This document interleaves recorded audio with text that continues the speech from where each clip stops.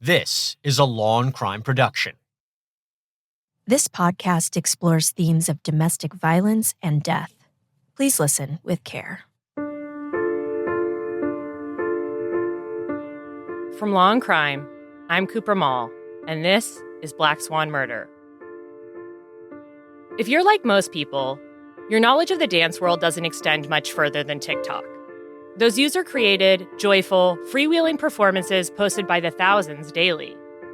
Still, hordes of young people across the globe aspire to achieve greatness and embody the discipline and sophistication of a professional ballet dancer. Dancers like Sarah Walborn. I am a ballet dancer by trade, and I have a rather extensive career that I've been very blessed with.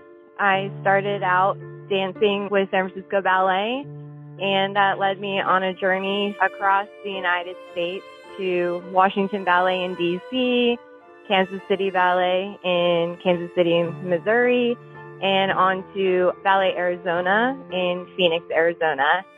And all of that happened before my time coming to Charleston. In the summer of 2017, Sarah made a leap of faith. She uprooted her life in Arizona to join a startup dance company. I first heard about American National Ballet through the grapevine of talk amongst dancers. The American National Ballet was the brainchild of 25-year-old former ballerina Ashley Benefield. While on name alone, the company doesn't sound like anything particularly groundbreaking, that's precisely what Ashley promised it would be. She talked a lot about diversity, which was the main public branding of what we all know American National Ballet to have become. That was her big mission, was she wanted to put dancers on stage that were, in her mind, diverse in aesthetics. The body shapes, the colors of the skin, and everything in between. And she wanted to have it as a celebration for an overall uncommon look of a ballet company, something that you don't see very often in companies throughout the country and the world. In 2024, we see diversity reflected back at us in everything from our televisions to our workplaces. Yet the world of ballet, historically associated with pale, feminine archetypes, is still slowly catching up. Back in the day, dancers had a certain aesthetic that was for the appreciation of the line and partnering and other aspects that were very closed-minded in what could be achieved within that certain look. Nowadays, I think that people are growing away from that and much more sensitive to the health and safety of a dancer. And that is reflective in seeing different body types on stage now. Some are more athletic, some are, still nice and slender, but there's a more open understanding of not everyone has the same body type and needs to look exactly the same way.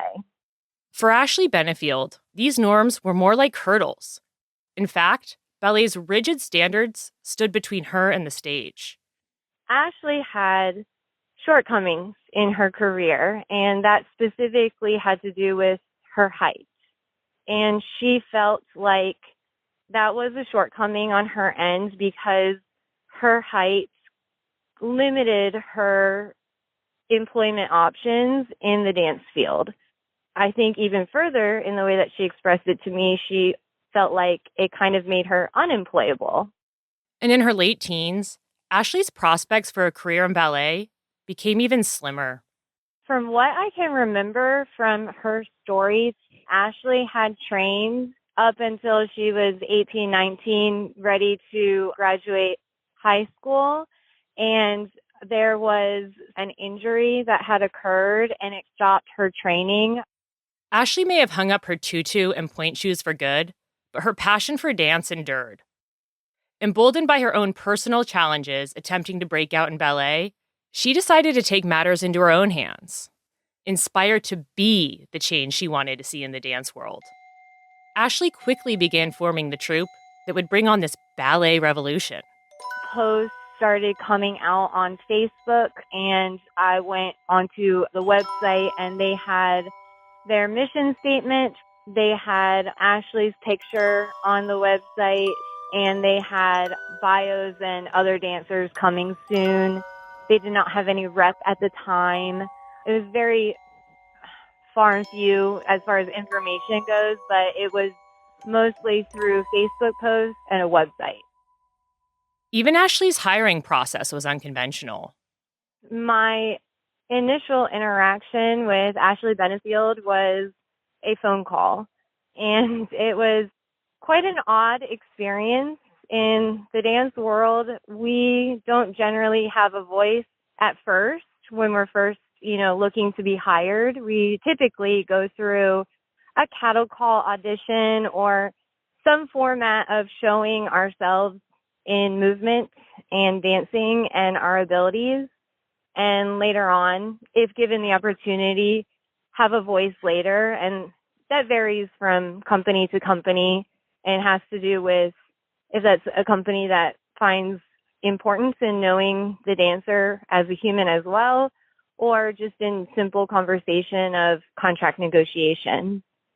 So it was a bit odd that Ashley had never seen me dance, didn't know who I was as a dancer, but had done an initial phone call essentially to hire me as a dancer with the American National Ballet.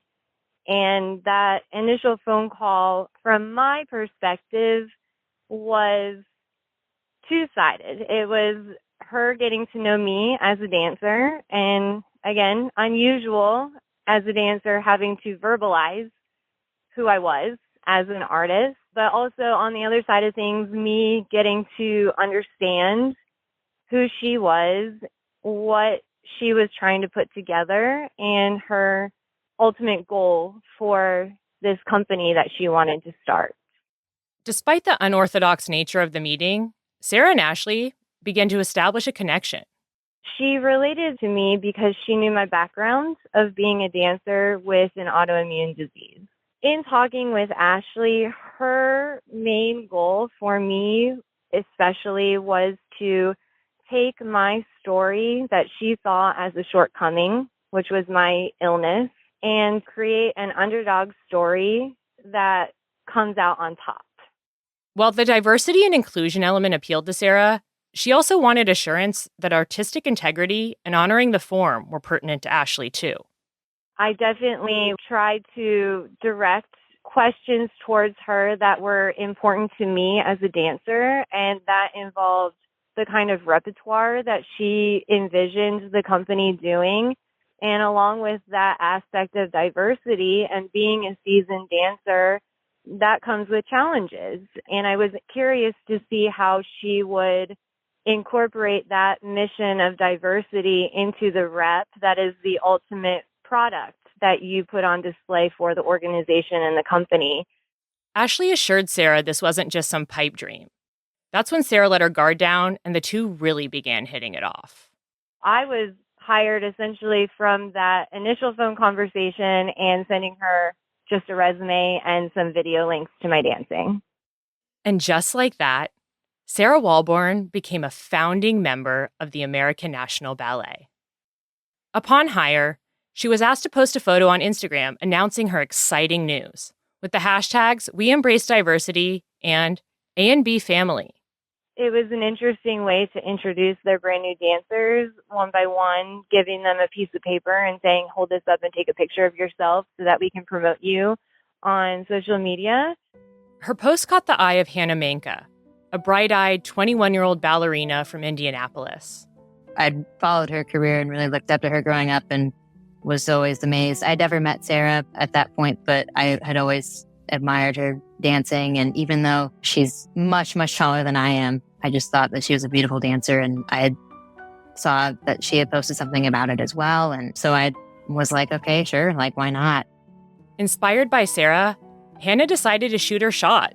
Growing up, my coaches had always told me that I would have to be 2 to 3 times as good because I wouldn't necessarily fit into that corps de ballet line with all the other dancers because of my height. So I was really, really excited.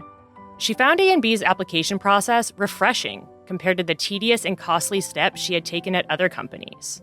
I know it's a risk with any brand new company, but at the same time, you know that there's jobs available, because that's the other thing too. It's like, a lot of these companies nowadays, they're, in the States especially, they'll hold these auditions and there'll be times where they don't even have a job available, but they're required to hold these auditions. And so you as the dancer, you're spending all this money out of your own pocket just to go audition when there's not even a job available. That is kind of a nice thing about this being a brand new company, was that there's jobs available. There's something that's up for grabs there. Like Sarah, Hannah sent her resume and some sample videos of her past performances, then crossed her fingers for a callback. I sent my stuff and just said, hey, I'm interested in the company. I really think that the vision of what the company has is something that I resonate with and something that I would love to be a part of. But unlike Sarah, Hannah was left hanging by the telephone. I hadn't heard for a while, and this was March, which is like right in the middle of the audition season. Spring turned to summer before Hannah's phone pinged with an email notification from A&B. At this point, this was mid-June. So that's like really late to be finding out about any sort of company offering. With that in mind, Hannah wasn't expecting much. She braced for bad news as she opened her inbox. It was like, hey, we just want to make sure your phone number on your resume is right. I've been trying to get a hold of you. And I was like, well, maybe this is it. So, I sent back an email and, heard about 10 minutes later, I got a phone call in the middle of driving, and they had offered me a contract with the main company. I was just thrilled. Hannah and Sarah were among 48 dancers recruited into the inaugural class of A&B. Their contracts were each 8 months long and came with uncommon dance company perks, like health insurance and discounted housing upon moving to Charleston. And although the two women laid claim to the States, many of their counterparts came from across the world. When they touched down in South Carolina, they would meet dancers from as far as Germany, Estonia, and Argentina, all promised American visas. One by one, they each began making arrangements to uproot their lives as they knew them, in the name of ballet. At this point, you may be thinking, how could a 25-year-old woman single-handedly form a fully fledged dance company in just 5 months? It's not something that can be done right away. While Ashley was the public-facing visionary, in the background, her husband Doug, a seasoned entrepreneur, handled the business side of A&B. In their initial press release, Doug even described himself as the engineer. You know that saying, I buy, you fly? This phrase appeared to encapsulate their business partnership from the jump. And this wasn't a cheap ticket. Doug purported an annual $2.5 million budget, to be exact. His company, TM Technologies, brought in venture capital with additional support from individual investors. Hey, if you've got the money to go ahead and go for it, then you don't have a whole lot to worry about other than just making sure that you are living up to that hype. And, if you say that, hey, we're ready to start a company, we've got this X amount of donors and X amount of backing, and we have the funds, then sure. So seeing that, and they were auditioning dancers. And I kind of knew at the very least it would be like a smaller company to start out with. I understood that the concept was to really grow this into a large company. Hannah's not wrong. Expanding the company was part of the original business plan. The heart of it all would be a nonprofit professional dance company, A&B, consisting of roughly 50 dancers, including veteran dancers from many internationally renowned companies. A second company of dancers would eventually be brought on to tour and work with students in the Charleston area and throughout the U.S. But the dream doesn't stop there. Doug wanted to, in his words, Uberize ballet.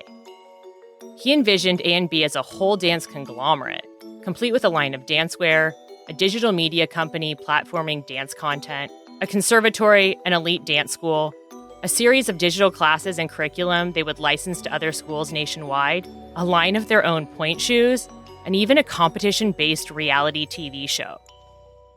This is Startup Talk 101. I definitely felt like it was a branding technique and a publicity stunt to get people interested in it.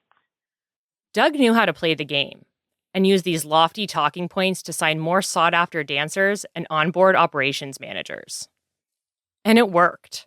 Doug got big names involved at the outset. Their proposed executive staff have Wikipedia pages and long resumes with reputable credits. This was not Doug bringing a bunch of unconnected people into the fold. These were folks at the center of the dance world. People like Beth Bogish, who was announced as AMB's COO, boasts 30 impressive years of experience as a choreographer. Their artistic director, Octavio Martin, rose high in the ranks to ballet master at the Sarasota Ballet. And Alexander Proya, AMB's creative director, had taught at the Joffrey School, Juilliard, and Steps on Broadway. Doug and Ashley were certainly trailblazing.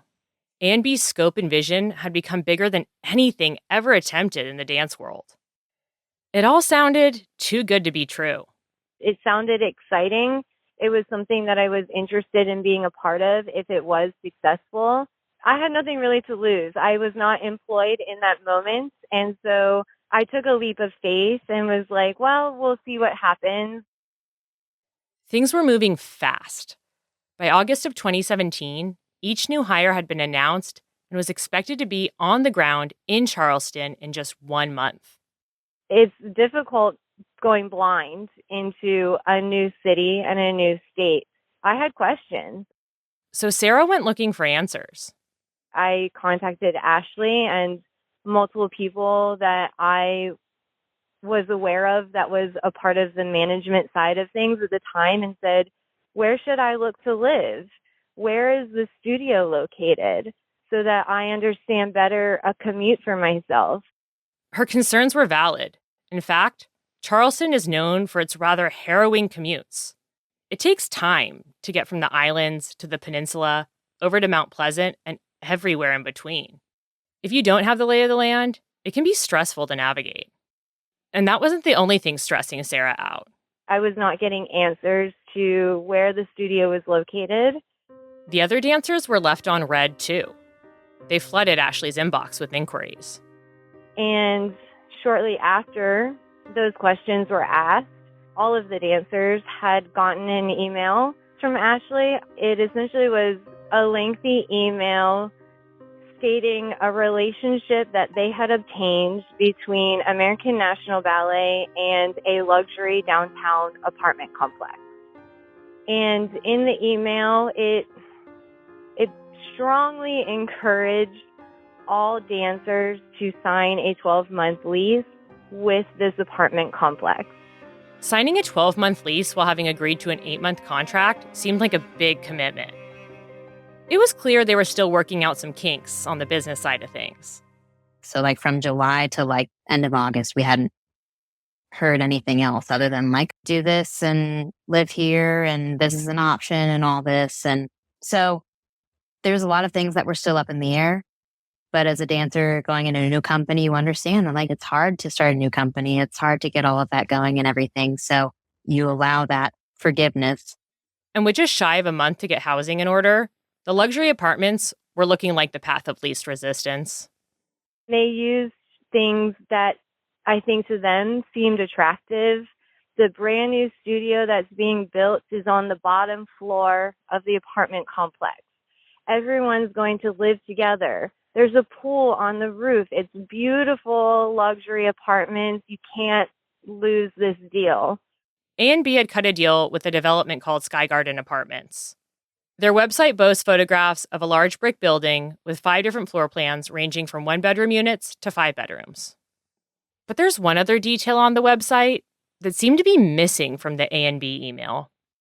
We found out later that these luxury apartments were actually student housing, and that meant a very significant amount of money going towards rent to live in essentially a suite with 3 other people and a common area and a kitchen. For Sarah, this revelation was far from what she had envisioned and nowhere close to ideal. I was in a long-term relationship where we were not necessarily in that place in our life anymore where we wanted to have roommates. and be put in that position to be so close to the place that I work. And if we were to go and seek out a private studio space in this apartment complex, we're talking, I have 2 dogs. There's only 400 square feet of space, and it is astronomical prices that we could never afford. And so a lot of it created stress and felt controlling to me. Very strange that they would want us to live in a certain way, in a certain area, be so close to the place that I work. It made me feel uncomfortable that everyone would essentially know where I lived, where I slept, things like that, that kind of created red flags for us before we had even gone to Charleston. The arrangements may not have appealed to Sarah, but for her younger counterparts, it took a lot of pressure off. I was at the time still living with my parents. I was still finishing up my college degree, training by myself and doing that. So I definitely had my hands full. That was at least kind of a nice thing for me, was that I hadn't necessarily moved to my own place and was completely on my own there. But how much was this going to cost? Charleston can get expensive. And dancers aren't necessarily raking it in.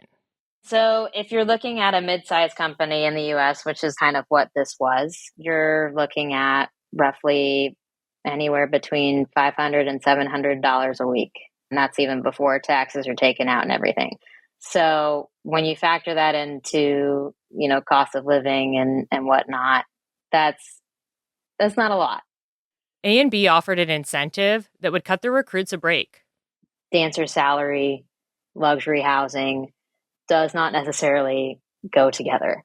So we were told that we would get a $200 bonus for each month. Sarah ultimately found her own living arrangements, while Hannah opted to live at Sky Garden. I did the 4-person option. So, I was in a room, and actually one of our rooms, 2 of the girls chose to do like a bunk bed. So really there were actually 5 people living in our little suite there. In their close quarters, the girls began crunching numbers. There were 5 of us living there, but still paying essentially what you would pay in a normal studio apartment as a sole person there. More unforeseen expenses began to rain down on Hannah. Since the studio below the apartments was still under construction, dancers learned they would need to make transportation arrangements for their first 2 weeks in Charleston to rehearse off-site, 20 minutes away. No shuttle would be provided to them. So this meant paying out of pocket for ride shares. Having to pay to go to work. That was not great. But it was only temporary, right?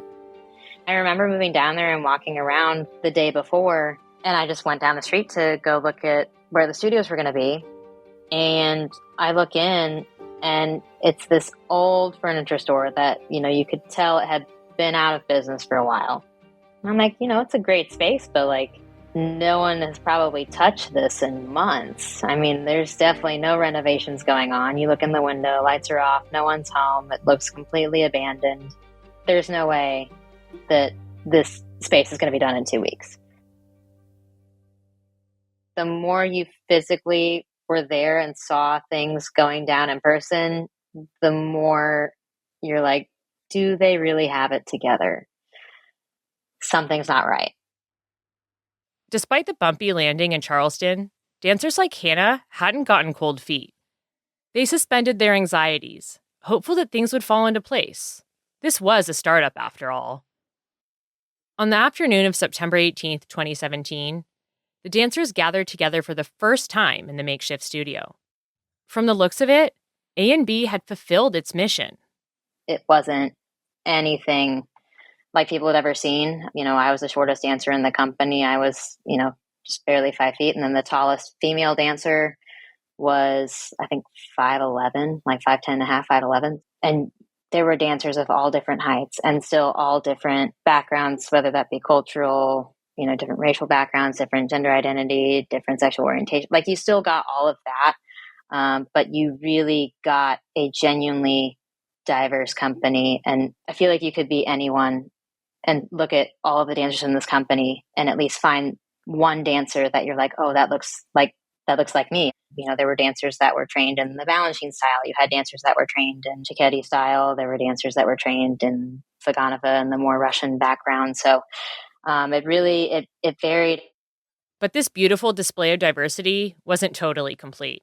I had found out that there were 52 dancers, I believe, total hired. There were only 40 something of us that actually made it down there. There were several dancers who were not there yet because they were still waiting on visas.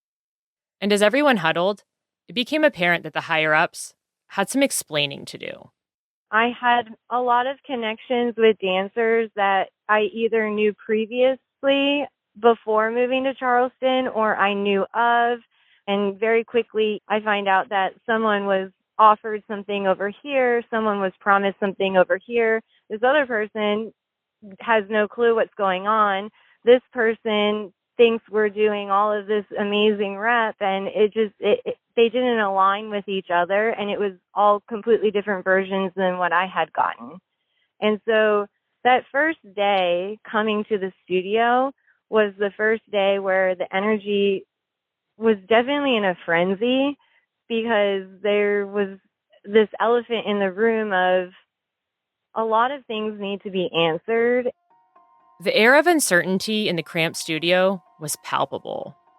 Every single person in that room, both on management side and dancer side, felt the energy of concern and frenzy. Then, Doug Benefield stepped in to cut the tension. He was very kind. He looked like a little California boy. He had shorts and flip-flops on, but, a nice little jacket on. And he was just very optimistic about what we were doing. And before we did the class, he even led the group in prayer. He was a man of faith. That's what he truly believed. And that was kind of how he consumed the energy of the room. The emotional temperature of the room cooled down. Doug fielded questions from the dancers, assuring them that the rocky start would soon hit a smooth stride. And then after that, we were taught a class by a very well-known master teacher who is an incredible educator and former dancer. And we were kind of just in awe of this person, but also a little bit confused because it wasn't necessarily a part of the plan that we had walked into. It appeared A&B's management was playing a game of musical chairs. So there was a different company manager at the time than when we moved down there. So if you're familiar, David King, he's very well known for a ballet education and his business. He has a whole entity. He does all the artwork. He does all the educational resources on there. He does it all. He was essentially the company manager at the time. When I initially applied, I didn't know he was a part of it. So although the dancers were skeptical of what was really going on at A&B, out of reverence for a big name like David King, they put their doubts aside and rolled with the punches. Then we were kind of put into various different cars and sent down to downtown Charleston to the luxury apartment complex.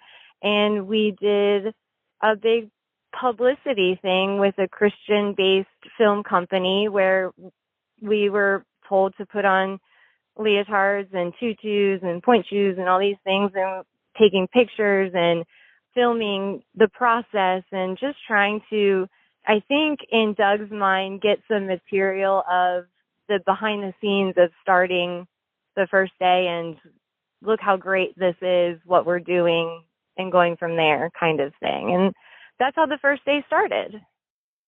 But at the photo shoot for a dance company touting representation, diversity, and inclusion, Hannah cottoned on to something antithetical to A&B's messaging.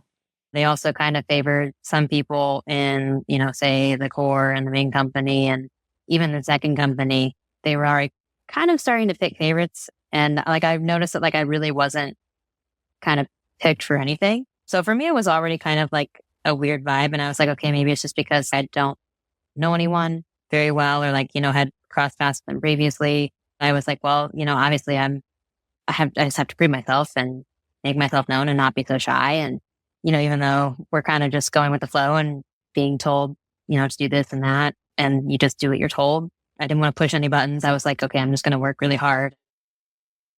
Morning turned to afternoon, and the dancers were quickly developing a repartee with one another.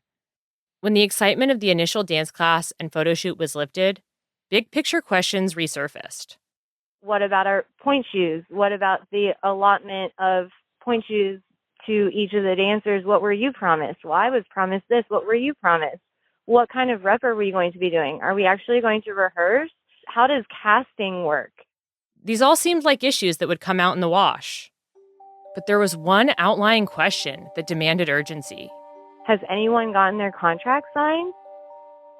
Because I personally have a piece of paper that I have signed myself and have given to Ashley via email, but I have not physically received a contract back signed. And that scares me. Sarah soon learned the situation wasn't unique to her, and the group raised the contract issue with Doug. He kind of looked at us when that was addressed to him, confused. I don't know if it was because something that Ashley had painted a picture of, oh, these dancers just are coming here and all they want to do is dance. They'll sacrifice things to be here and do this amazing thing that we're giving them the opportunity for. And he seemed very shocked that dancers had a voice and would come to him and say, hey, I don't have my contract signed yet by anyone. Could you please put your signature on this for me? I remember him being confused as to why it was a big deal to us. He definitely tried to turn the conversation around to be like, well, it sounds like this is coming from a place of distrust, and you should be able to trust us. And quite frankly, he hasn't given a reason for us to trust him yet. And so that's where the dynamic play started with him. Sarah's right. Opening day was the dancers' first real chance to connect with Doug. Up until then, it had been all about his wife, Ashley. She was the one who gained their initial trust. I had heard a little bit about her, and I knew some of the other dancers in the company knew about her and had met her and danced with her previously. So, again, like, I think as a young dancer trying to get into a company, you're kind of willing to let things slide because you're just so desperate just to get an opportunity. And from what it sounded like at the time, it sounded like she knew what she was doing, and that, a lot of us really believed in this mission, and she had the funding. She had everything set in stone. Ashley was undeniably the captain of A&B, fully equipped to tackle the dancers' concerns on day one.